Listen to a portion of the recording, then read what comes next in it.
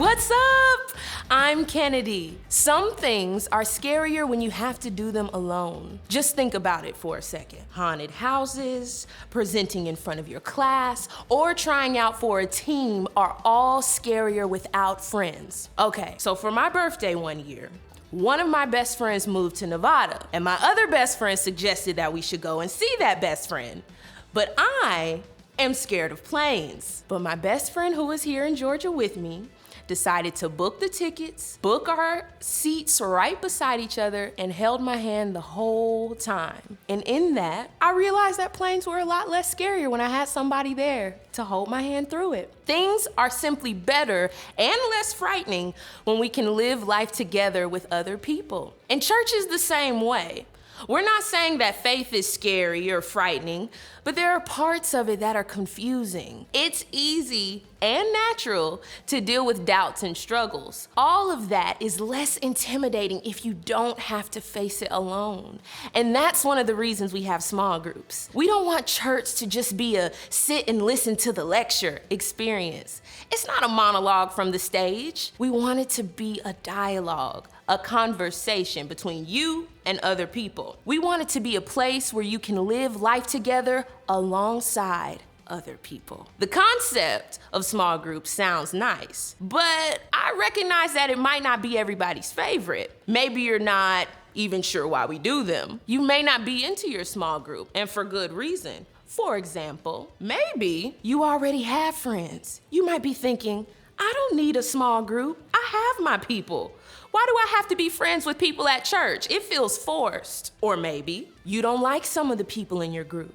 Look, we get it. We don't just assume that if we put a group of people in the same group, they're all of a sudden going to be best friends. Sometimes people annoy people. Sometimes people don't have anything in common. Sometimes people struggle with personality differences. Sometimes you may even wonder, am I supposed to fit in with this group?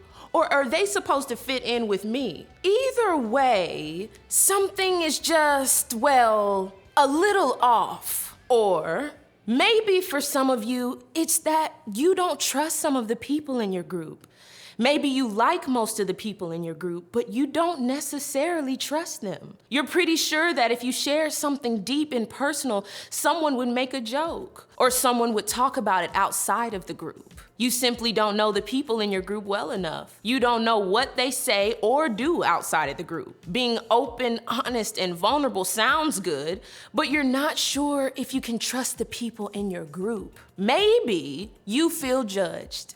Look, maybe you feel like your history or your reputation isn't the best. You have made some mistakes in your past. Or maybe you are new to church, or you don't know much about Christianity or the Bible, or maybe you're not even sure what you think about this whole religion thing. If you were really, really honest, you'd admit that you're a little nervous to speak up. You wonder things like, what if I sound stupid? What if I don't know what I'm talking about? Or you think, I can't say anything in small group. I'm not well behaved enough. No matter how much we say from stage that it doesn't matter what you've done, you're always welcomed in small group, we still get that it's difficult to truly believe that message. Maybe you don't want to talk to people. Maybe you're not much of a talker in any situation, or maybe you feel like you come to church to connect with God. You don't have to talk to other people to do that. It's not that you think it's bad or wrong.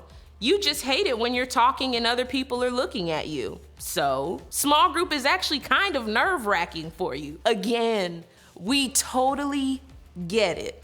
This list could go on. Maybe it's a different reason. Maybe you find yourself in small group wondering, what are we supposed to be doing here? Or counting the minutes until you can leave and go get something to eat. You may not even go.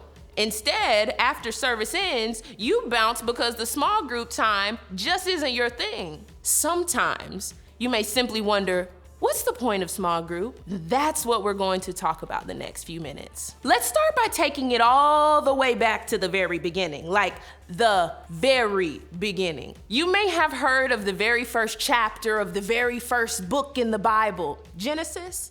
It starts with, "In the beginning, God created," followed by a whole chapter listing all the things God created and how God ranked each thing. When God created light, God labeled it good. When God created the sky, he said it was good. The land and its plants, good. The sun and the moon, good. The animals in the ocean and in the sky, good. The animals on the land, you guessed it, good. When God looked at his creation in human form, this is what he said: "It is not good for the man to be alone." Did you catch it? The first not good thing in all of creation was being alone. What's my point? Here it is. We are wired to not be alone. We are designed for connection. We are made to do life together with other people, but you know that already because you know what your friendships mean to you. You can tell that you're wired for connection by the way you feel that weird disappointment when you FaceTime your friend and they don't answer. You can tell you're wired for connection by the way when something good happens to you, you almost immediately send a text to that one friend. You know you're wired for connection by the way you feel when something terrible or unexpected happens and you just need someone to talk to. So, why does small group matter if you already have friends? Small group matters because your spiritual growth matters. This is more than just somebody to hang out with or snap with. This is secure, unfailing acceptance and connection with others. There's another place in scripture where we see how important going through life together is. The author of Hebrews had something to say about this in a letter to some of the first Christians trying to figure all this out. Check it out. "Let us hold tightly without wavering to the hope we affirm, for God can be trusted to keep his promise. Let us think of ways to motivate one another to acts of love and good works. And let us not neglect our meeting together, as some people do, but encourage one another, especially now that the day of his return is drawing near." Don't miss this. This is a big deal. The writer of Hebrews is talking to Jewish Christians, which basically meant they could be facing either execution or excommunication. That just means exclusion from their community because of their beliefs in Jesus. This wasn't just saying, "Hey, if it's not too much to ask, could you skip gaming for a night and make some time to come to small group?" No. This ask from the writer of Hebrews was saying meeting together consistently is worth the risk of putting your life on the line. For them, these were hard times. The writer of Hebrews stresses, don't give up meeting together. Why? Because we know at least two things happen when we meet together. First, hope happens when we meet together. What is hope? It's being convinced that our future is better than our now. And we all need that. Without hope, we don't end racism, we don't fight global warming, and we don't rescue the abused. Without hope, instead of finding a reason to fight for what's good and right, we let evil make itself at home in our world. The hope that things can be different is what motivates us to act.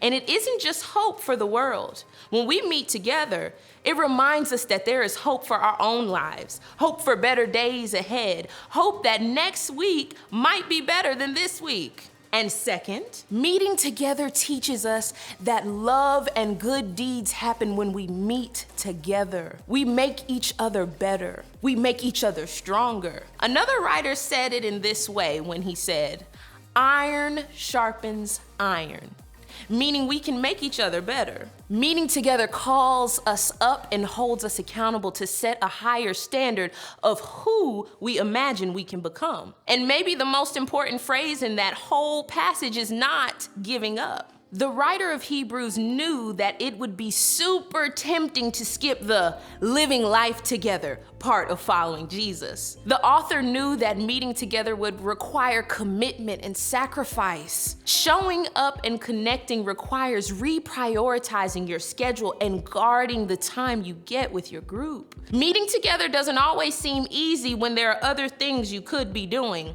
And I'm not just talking about meeting together with the other high schoolers in your group. In fact, a lot of the book of Hebrews is devoted to the idea of having a leader, a person who knows God and is a little further along than you in your life. The truth is, we all need somebody, an adult somebody, outside of our families who can help us figure out life. That's what your leader signed up to be, and here's what's wild about this group of adults. They actually want to do this. They signed up for real conversations about your real life. They don't need a fake or perfect version of you. They signed up to be here every week for the real you.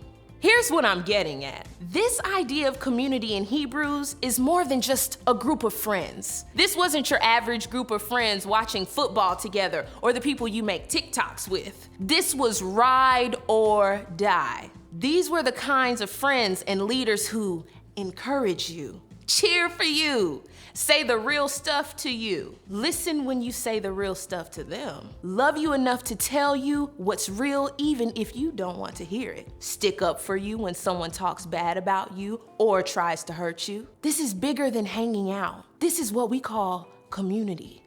And here's the deal. The people who were meeting together in the original church, they weren't all alike. They weren't all friends before they came to church.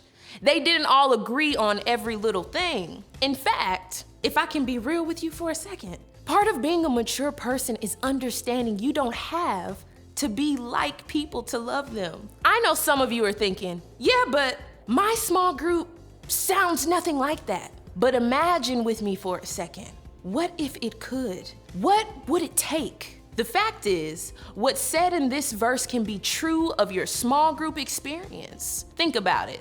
Meeting together, motivating each other towards love and good works, and encouraging each other can be your reality. But let's be honest, you have to be willing to put something into it. In other words, when it comes to your small group, you get out what you put in.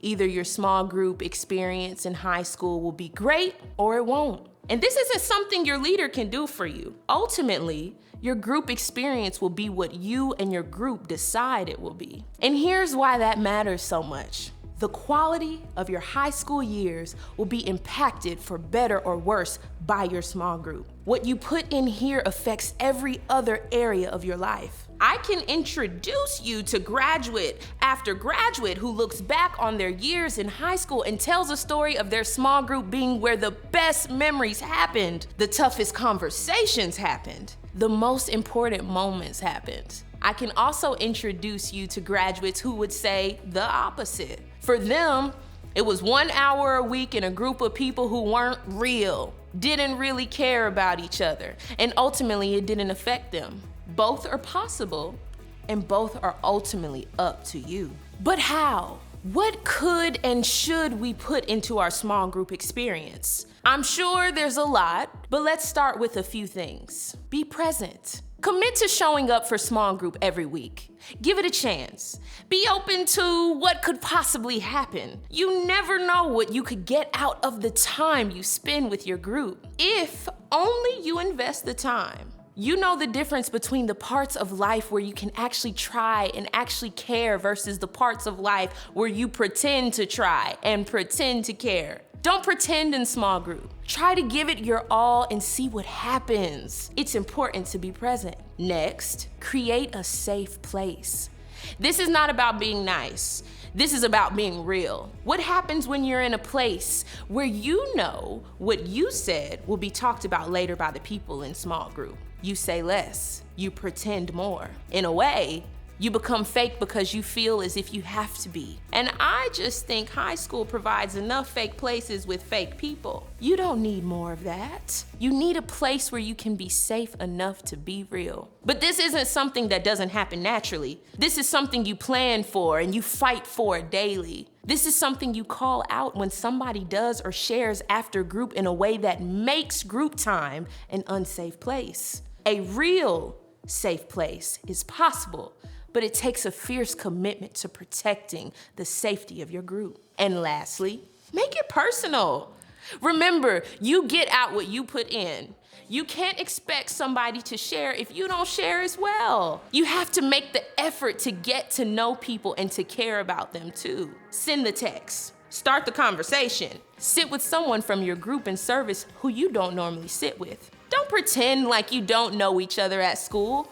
Welcome somebody new in the group. Be willing to talk it out when you need to, even when it's hard. What's the point? The point is that we were made for more than surface level relationships. We were made for a real relationship with God that we experience with other people in a very real way. We can literally alter our experience at church and ultimately grow our relationship with God by altering the investment we put into small group. Maybe this sounds like something you want. Maybe, knowing your current small group, it seems impossible. But just imagine with me, what if this was your small group experience? How different could your high school years look if you had a group of people who were always showing up for each other, safe and real with one another, who knew you, the real you, people who were living life together? That's what small group can be. Whether that's true for your small group is entirely up to you. And that's what we want you to talk about when we meet this week. Because when it comes to small group, you get out what you put in.